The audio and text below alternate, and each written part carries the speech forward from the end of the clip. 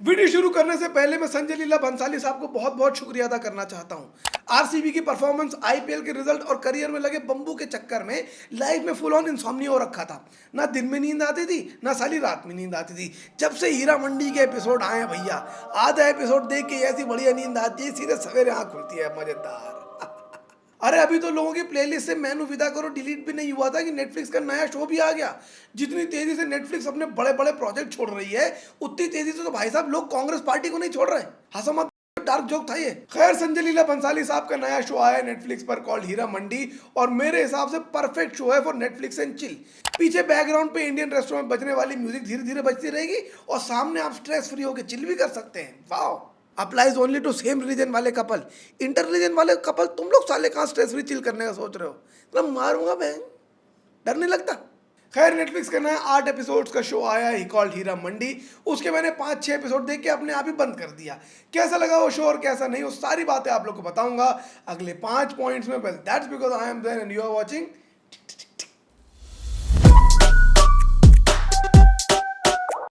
लोग, cinema means different things to different people.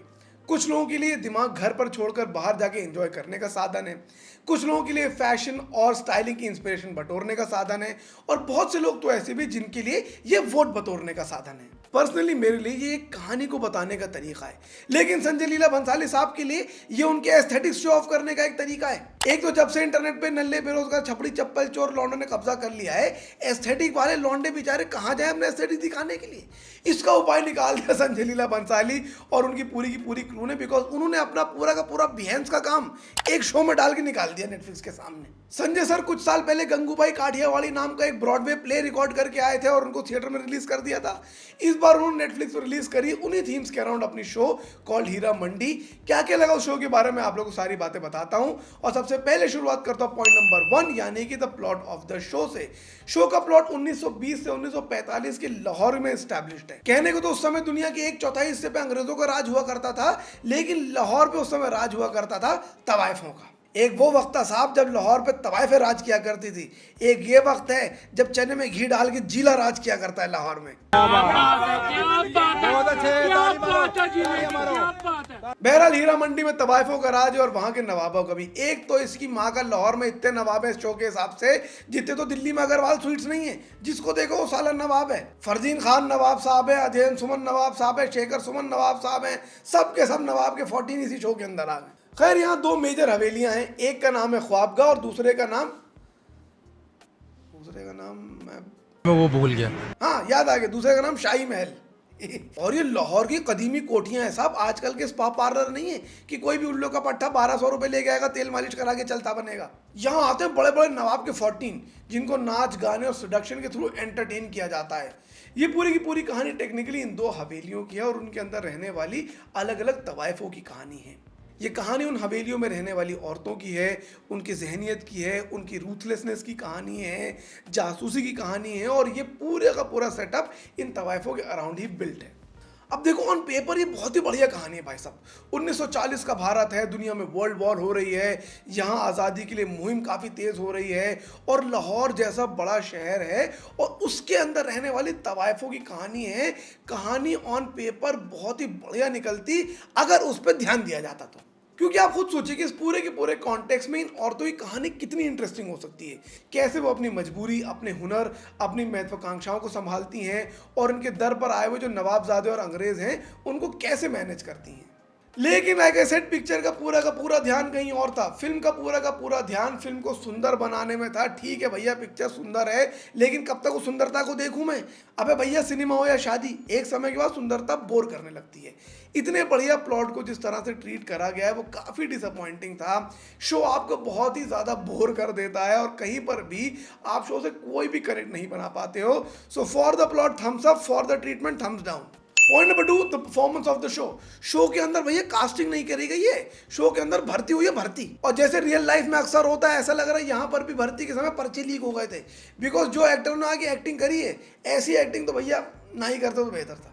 क्योंकि बहुत से एक्टर तो ऐसे जो सेट पर आए चिल करके चले गए, और बहुत से एक्टर ऐसे भी हैं जो आए और इतनी ज़्यादा एक्टिंग करके चले गए कि किसी पाकिस्तानी न्यूज़ चैनल में बैकग्राउंड में एक्टर का रोल मिल सकता था उन्हें। जो है गिरफ्तारी से लेकर उसकी अदालत तक जो है शो के अंदर है मनीषा कोइराला, आदित्य राव हैदरी, रिचा चड्ढा, सोनाक्षी सिन्हा, संजीदा शेख, शर्मिन सहगल, फरदीन खान, फरीदा जलाल, तहाशा बादशाह, शेखर सुमन, अध्ययन सुमन। साले इतने लोग तो मेरी वीकेंड की टीम में क्रिकेट खेलने के लिए नहीं हो पाते जितनी यहाँ पे मेन कास्ट हो गई है। परफॉर्मेंस की बात करूँ तो लीड रोल में Manisha Koirala is okay, she is a heartless manipulative woman और वो रोल उन्होंने ठीक ठाक किया है। Rest of them are patchy really, कहीं पे बहुत अच्छा काम करा है, कहीं पे बहुत ही खराब काम करा है। और टेक्निकली बताऊं तो यहाँ इशू परफॉर्मेंसेस का नहीं है बल्कि डायरेक्शन और उसकी विजन का है basically. Look, I understand the catharsis of the character, I understand the director इस खूबसूरत से चेहरे के पीछे छुपे वो दर्द को सामने निकालना चाहते थे, लेकिन उसको करने के और भी बहुत अच्छे तरीके हो सकते थे। जब एक संजय लीला भंसाली के लेवल का डायरेक्टर कोई चीज बनाता है, so as an audience I expect him to find out some new language of doing cinema, लेकिन यहाँ पर ऐसा बिल्कुल नहीं करा गया है। As a matter of fact 2-3 दशक पुरानी घिसी पिटी एक्टिंग को यहाँ पर इस्तेमाल करा गया है वही चीज बताने के लिए। सीरियसली यहाँ पर वही चीज करी गई जो 2-3 दशक पहले करी जाती थी, बस उनको एक अच्छे से फ्रेम में एस्थेटिक बढ़िया बनाकर कर दिया गया है। अब जब हम भी जवानी में थिएटर करा करते तो हम लोग भी सोचते थे कि यार राजा हर समय थोड़ी अकड़ में रहता हो, यूं चलता हो, कभी तो नॉर्मल होता होगा वो। वही चीज यहाँ पर बिल्कुल इस्तेमाल ही नहीं करी गई है। अकेले में खुद से बात कर रहे हैं कैरेक्टर, सीधे मुंह कोई बात ही नहीं कर रहा है। कोई नॉर्मल सी बात पूछ दो जाकिर खान की तरह जवाब दे रहे हैं टेढ़ा मेढ़ा। इंसान कोई पूछते आपकी तबीयत कैसी है, तबीयत तो उस चांद से पूछो जो बादल के पीछे छुपा हुआ है, मध्यम मध्यम सूरज ढल गया। ये क्या भाई साहब बातें चल रही हैं। मैं मानता हूँ कि चलो कैरेक्टर्स उस तरह से लिखे गए हैं, कैरेक्टर्स को बिल्ड उस तरह से करा गया है, उनकी परफॉर्मेंस तो थोड़ी अच्छी हो सकती थी। इतने एफर्ट के साथ एक्टिंग करी है भाई साहब, साफ दिख रहा है कि थिएटर में जो एक्टिंग चलती थी वही एक्टिंग यहाँ पर सिनेमा में कर दी गई है। ऐसी ऐसी बेहतरीन एक्टिंग करी है, इससे ज़्यादा नेचुरल एक्टिंग तो हमारे घर परिवार में चाचियाँ करती हैं शादियों में। इससे बढ़िया एक्टिंग तो भैया मेरी बीवी कर लेती मेरे दोस्तों के सामने खुश रहने की। लेकिन उसमें भी नोटवर्दी मेंशन है शर्मिन सहगल और ताराशाह बादशाह। इतनी गंदी एक्टिंग करी इन्होंने कि इनका प्लॉट मैंने पूरा फॉरवर्ड कर करके देखा है। Sonakshi is fine, Aditya Rao Hydari looks ethereal, उन्होंने भी काफ़ी अच्छा काम करा है। रिचा चड्ढा अच्छा काम करती है और सबसे बढ़िया काम मुझे पिक्चर के अंदर इंद्रेश मलिक का लगा है। जब भी आप भी जाएंगे तो उनका रोल जरूर देखेगा, you will really enjoy it. Point number 3, the set design and production quality.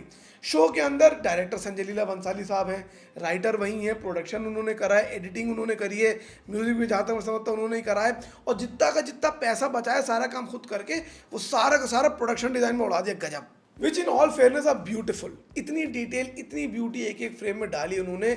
जितने ध्यान से उन्होंने यहाँ पर एक एक फ्रेम बनाया भाई साहब, मुझे मेरी मैथ्स की टीचर याद आ गई। वो भी साली इतने ध्यान से एक एक क्वेश्चन को पढ़ती थी, एक एक सवाल को पढ़ती थी, कहाँ मौका मिला कहाँ एक नंबर काट लूँ मोटे का। But honestly wonderful looking sets, absolutely fantastic set design. Shubhra Chakraborty and Amit Ray have been credited for it और उन्होंने बहुत ही बढ़िया काम किया है, कुडोस फॉर दैट। और तभी मैंने कहा कि cinema is different things for different people.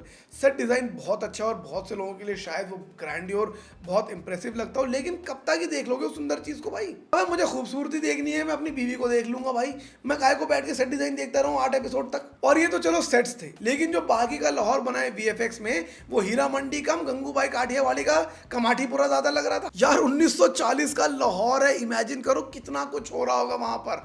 अगर मेरे को टाइम मशीन मिल जाए मैं साला पहुंच जाऊं वहां पे देखने के लिए कि क्या हो रहा था 1940 में। इतने इंपॉर्टेंट टाइम में, इतने इंटरेस्टिंग स्पेस में कुछ भी नहीं दिखाया, सारा वीएफएक्स सेट डिजाइन करके निकाल दिया और वो इतना बेकार लग रहा था because you can literally feel that it's the same set design that was from Gangubai Kathiawadi. मतलब मैंने सोचा अरे सर किसी ने पिक्चर नहीं देखी, उसके रेंडर पड़े हुए हैं भाई, चिपका देता हूँ, कौन किसी को पता चलेगा, नेटफ्लिक्स वाले सब मेनू विदा करो सुन रहे हैं। Point number 4, the camera work and the cinematography. एक और चीज़ जो मुझे बहुत ही ज़्यादा इंप्रेसिव लगी इस शो की वो थी the film cinema work, I mean the camera work, sorry.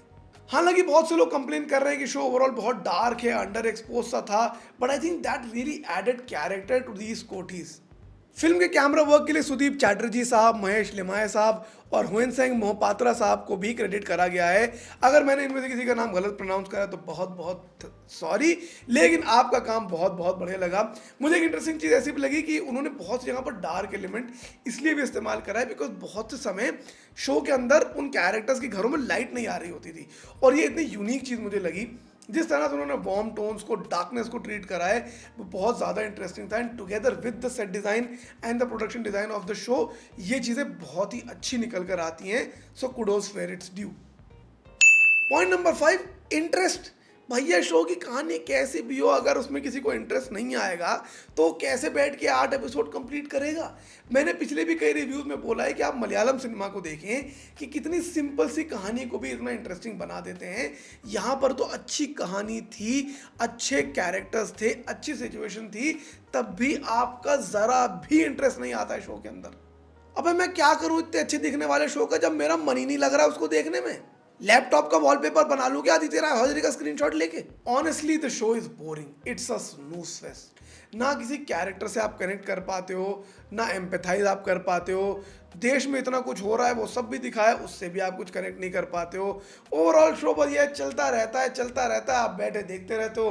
कभी फ़ोन देख रहे हो, कभी आजू बाजू में देख रहे हो, कभी टेरा बॉक्स देख रहे हो, यही चल रहा है शो में। लाइक आई सेड, इतना अच्छा प्लॉट था, इतना अच्छा कॉन्सेप्ट था, उसको बहुत ही इंटरेस्टिंग शो बना सकते थे, लेकिन ये शो काफ़ी बोरिंग निकल कर आता है। मैं अपनी तरफ से शो को देना चाहता हूँ 2 star out of 5। Set design, production value, camera work के लिए 2 मार्क्स दे रहा हूँ। बाकी मैं तो ये शो कंप्लीट भी नहीं कर पाया ऑल ऑनेस्टली। अगर आप लोग को ये शो पसंद आता है तो आप लोग, and if you disagree with me, comment में ज़रूर बताइएगा।